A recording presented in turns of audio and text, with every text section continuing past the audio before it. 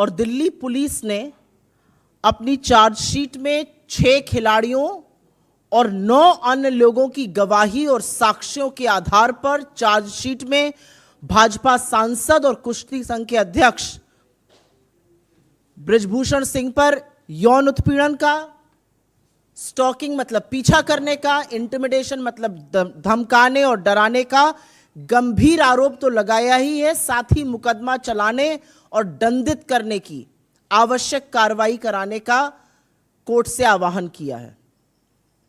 आपकी जानकारी के लिए यहां पर बताना जरूरी है कि बृजभूषण सिंह भाजपा सांसद पर धारा 506 आपराधिक धमकी, 354 महिला की लज्जा और शीलता को भंग करना, 354A यौन उत्पीड़न, 354D पीछा करना जैसी धाराएं लगाई गई हैं। पुलिस ने अपनी चार्जशीट में बृजभूषण सिंह को कोर्ट बुलाकर ट्रायल शुरू करने और विटनेसेस जो इसमें मेंशन्ड है उनको बुलाकर मुकदमा शुरू करने की पैरवी की है। इस चार्जशीट के अनुसार 108 लोगों से बात की पुलिस ने, जिसमें से 15 लोग, जिसमें रेसलर्स हैं, रेफरी हैं, कोचेस हैं, ने गवाही दी और उसमें यौन उत्पीड़न, डराने धमकाने जैसे संगीन आरोप लगाए। लेकिन विडंबना सबसे बड़ी यह है कि दिल्ली पुलिस की चार्जशीट उन्हीं लोगों के बयानों, उन्हीं लोगों की गवाही पर आधारित है जिन्होंने एग्जैक्टली ये सेम आरोप, एग्जैक्टली ये सेम गवाही सरकार द्वारा गठित ओवरसाइट कमेटी के सामने भी लगाई थी। आपकी याद ताजा करने के लिए बता दूं कि जनवरी 2023 में सरकार ने एक 6 सदस्यीय ओवरसाइट कमेटी गठित करी थी, जिसकी अध्यक्षता उत्कृष्ट मुक्केबाज श्रीमती मैरी कॉम ने करी थी। उन्होंने फरवरी के दौरान इन खिलाड़ियों की और अन्य लोगों की बात सुनी, जिस बातचीत के दौरान ये गंभीर आरोप लगाए गए। लेकिन अप्रैल 2023 में जब इस ओवरसाइट कमेटी ने स्पोर्ट्स मंत्रालय में अपनी रिपोर्ट प्रस्तुत करी, रिपोर्ट पेश करी, सबमिट करी, तो उसमें उन्होंने बृजभूषण सिंह के खिलाफ उठे आरोपों पर मानो आंख मूंद ली, एक आपत्ति नहीं जताई और पुलिस कार्रवाई तक की कोई मांग नहीं की। और जैसा कि सर्वविदित है, कोई कार्रवाई ना होने पर, ओवरसाइट समिति से पूरी तरह से विश्वास हिल जाने पर खिलाड़ी साक्षी मलिक, विनेश फोगट, संगीता फोगट, बजरंग पुनिया जैसे खिलाड़ी वापस जंतर मंतर पर आकर मजबूर हुए कि वो फिर से प्रदर्शन करें अपनी जायज मांगों को लेकर। और उस दौरान उनको गालियां दी गई, उनके साथ हाथापाई की गई, उनको सड़कों पे घसीटा गया, उनके सीनों को रौंदा गया। और यहां तक कि जब उन्होंने थक हार कर अपने मेडल गंगा में बहाने की बात करी तो इस सरकार ने अपील नहीं करी कि ऐसा ना किया जाए। पर क्या अब चार्जशीट में संगीन आरोप आने के बाद, साक्ष्यों के आधार पर बनी इस चार्जशीट के बाद भी सरकार मौन रहेगी?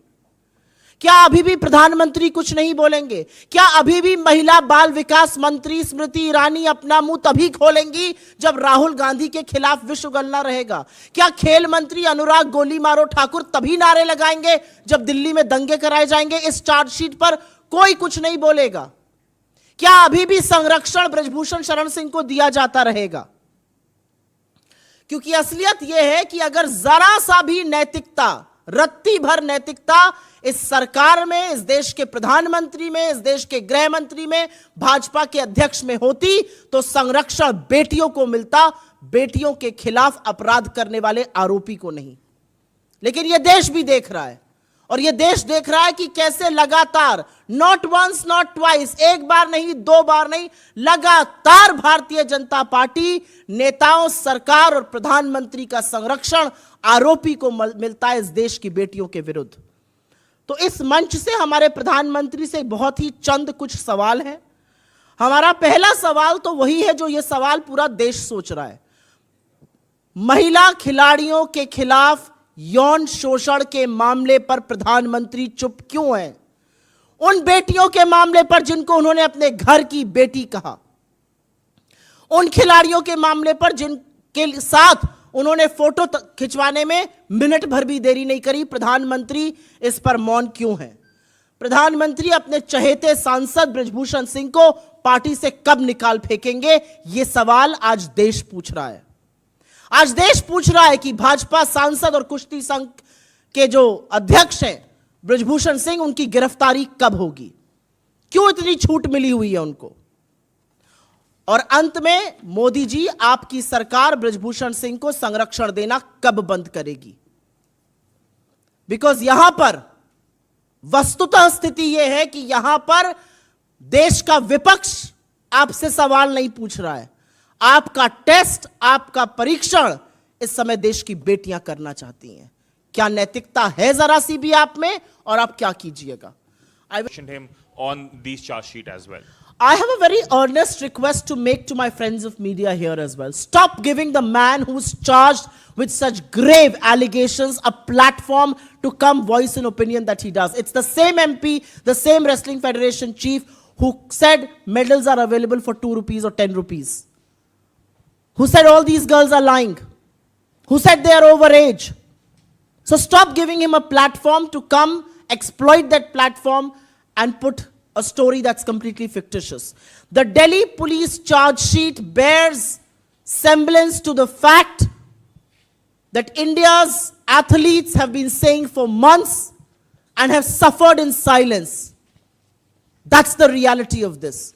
Yes, there will be a trial. Yes, there is corroborating evidence. Yes, the law will take its own course. But governments in this country are run on moral compass. And this case once again proves that the moral compass in the BJP is completely lost and nobody cares about what is happening to India's daughters. I will respond. आपका सवाल का जवाब मैं हिंदी में जरूर दूंगी। बृजभूषण शरण सिंह कभी एक टीवी चैनल पर, कभी दूसरे टीवी चैनल पर कूद कूद कर अपनी बात करते हैं। उनको प्लेटफॉर्म देना बंद कर दीजिए। वो आरोपी हैं और बहुत संगीन आरोपों से घिरे हुए हैं। आरोप सेक्सुअल मिसकॉन्डक्ट के हैं, यौन उत्पीड़न के आरोप हैं, और ये आरोप इस देश की सबसे होनहार बेटियों ने लगाए हैं। ये वही बृजभूषण शरण सिंह है जो कहते थे मेडल जो है वो टके के दाम बिक रहे हैं, लड़कियां खेलना नहीं चाहती हैं, लड़कियां बुढ़ी हो गई हैं। ये वही बृजभूषण शरण सिंह है। इनको प्लेटफॉर्म देना बंद कीजिए। और सबसे जरूरी बात यहां पर यह है कि बिल्कुल ट्रायल होगा, मुकदमा चलेगा, मुकदमे में जो एविडेंस है वो पेश होगी, जो एथलीट्स हैं वो अपनी बात रखेंगे, सारे साक्ष्य सामने आएंगे। लेकिन एक सच ये भी है कि सरकारें नैतिकता और मर्यादा से चलती हैं, और जब भाजपा का एक सांसद इतने संगीन आरोपों से घिरा हुआ है, उसको संसद में बैठने की अनुमति नहीं होनी चाहिए। और यहां पर मर्यादा और नैतिकता का दोबारा से टेस्ट है प्रधानमंत्री मोदी का, भारतीय जनता पार्टी का और उनकी सरकार का। मैं पूर्वी उत्तर प्रदेश से आती हूं और मैं जानती हूं कि इस मसले ने वहां पर भी लोगों को उद्वेलित किया हुआ है। मुझे इसके सिर्फ 2 कारण समझ में आते हैं। एक, सरकार की नैतिकता पूरी तरह से मर चुकी है। अगर सरकार के अंदर नैतिकता होती तो नरसंहार के मुख्य अभियुक्त का पिता इस देश का गृह राज्य मंत्री नहीं होता। अगर सरकार के अंदर नैतिकता होती तो जिस व्यक्ति के खिलाफ यौन शोषण के आरोप लगे हैं वो बगल में बैठकर ठसके से यह ना कहता मेरे ऊपर प्रधानमंत्री का हाथ है। तो सरकार की नैतिकता पूरी तरह से मर चुकी है। यह सबसे बड़ा साक्ष्य है कि सरकार ने इस पर कुछ नहीं किया। सरकार इस देश की बेटियों के साथ नहीं, उनके खिलाफ जो आरोपी हैं, जो अत्याचारी हैं, लगातार उनके साथ खड़ी रहती है। और दूसरा कारण थोड़ा राजनीतिक है। दूसरा कारण अमित शाह जी और योगी जी के बीच की जो खींचतान है, जो उत्तर प्रदेश की राजनीति को फॉलो करते हैं, उसका सीधा उदाहरण है ये। इस पे मैं जितना कम बोलूं अच्छा है। समझने वाले समझ गए, कहने वालों ने कह दिया। वो अब कहीं ना कहीं कुछ रिस्टोर हुआ इस। देखिए, एक चार्जशीट फाइल कर देने से क्रेडिबिलिटी रिस्टोर नहीं हो जाती है। एक ये भी सच है कि महीनों लग गए, एफआईआर नहीं हुई। एक ये भी सच है कि जब संसद का उद्घाटन प्रधानमंत्री जी अपना राजतिलक करा रहे थे तो बेटियों को सड़कों पर यही दिल्ली पुलिस घसीट रही थी। यही दिल्ली पुलिस है जो कभी पॉक्सो पर इधर, कभी पॉक्सो पर उधर कर रही थी। तो इतनी जल्दी विश्वसनीयता रिस्टोर हो जाए ये नहीं हो सकता है। और दिल्ली पुलिस की विश्वसनीयता पर सबसे बड़ा सवाल तो यह है कि जिस दिन एलिगेशंस लगे थे उसके तुरंत बाद गिरफ्तारी क्यों नहीं हुई।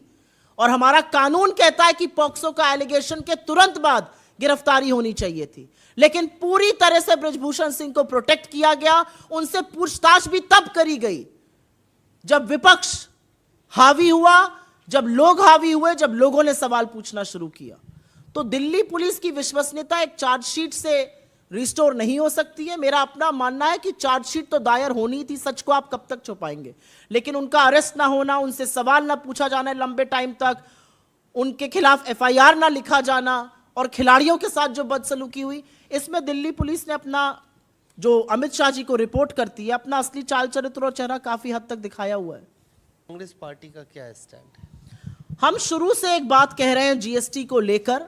हमारा यह मानना है कि प्रधानमंत्री ने आपाधापी में, जल्दबाजी में अपना नाम उस पर किसी तरह से चस्पाने के लिए जीएसटी को लाए, और यह सच है कि जो जीएसटी आई वो त्रुटिपूर्ण है। जो जीएसटी आई उसने लोगों का, छोटे व्यापारियों का धंधा नर्क कर दिया है। उसको गब्बर सिंह टैक्स कहना बिल्कुल अतिशयोक्ति नहीं है। जिस जीएसटी ने आटे और दही पर टैक्स लगा दिया है, उस जीएसटी का हम समर्थन कैसे कर सकते हैं? लेकिन हमारा अपना मानना है कि इस पर एक विधिवत एक रूपरेखा बनाकर कांग्रेस अपना ऑफिशियल स्टैंड लेगी। अभी के लिए हम सिर्फ इतना कहना चाहते हैं कि जीएसटी के माध्यम से और उत्पीड़न लोगों का करना, जीएसटी के माध्यम से लोगों को अपराधी घोषित कर देना, जीएसटी के माध्यम से लोगों को का शोषण करना सर्वथा गलत है। चलिए, जो बात हम पहले दिन से कह रहे थे, अब बाकी लोग कह रहे हैं, भाजपा वाले भी कह रहे हैं। ये तो संघ ने भी कह दिया है कि चुनाव प्रधानमंत्री के और उनके एजेंडा पर नहीं जीता जा सकता है। तो शायद जिसका आपने जिक्र किया उन्होंने इसी बात का वर्णन किया है। एनएसए का बयान आया अजीत डोभाल साहब का कि धर्म नहीं होता है किसी भी आतंकवाद का, और ये कुछ बहके हुए लोगों द्वारा किया जाता है आतंकवाद। आतंकवाद पर कांग्रेस पार्टी चलते फिरते बयान नहीं दे सकती है, क्योंकि आतंकवाद से लड़ते हुए हमने एक भारी कीमत अदा करी है। आतंकवाद के चलते हमने अपने 2 नेताओं की शहादत दी है। आतंकवाद के चलते इस देश की प्रधानमंत्री को 32 गोलियों से भून डाला गया। आतंकवाद के चलते इस देश के एक पूर्व प्रधानमंत्री को भारत रत्न राजीव जी के शरीर के चिथड़े उड़ा दिए, क्योंकि वो देश को एकजुट रखना चाहते थे। तो आतंकवाद पर चलते फिरते बयानबाजी करना मुझे नहीं लगता हम कर सकते हैं। आतंकवाद की जितनी भर्त्सना करी जाए वो कम होगी। हिंसा की सार्वजनिक जीवन में या किसी भी मांग को लेकर हिंसा की लेश मात्र न समर्थन किया जा सकता है, न सार्वजनिक जीवन में जगह है। ये उन्होंने किस कॉन्टेक्स्ट में कहा है मुझे नहीं पता, लेकिन आतंकवाद थामे थम नहीं रहा है। जब रजौरी और पुंछ जैसी जगहों में हमारे 10 जांबाज शहीद हो जाते हैं और एनएसए से लेकर प्रधानमंत्री मौन रहते हैं, एक शब्द श्रद्धांजलि का नहीं बोलते हैं, जबकि वो आतंकी हमले होते हैं, तो ऐसे लोगों का बल बढ़ता है।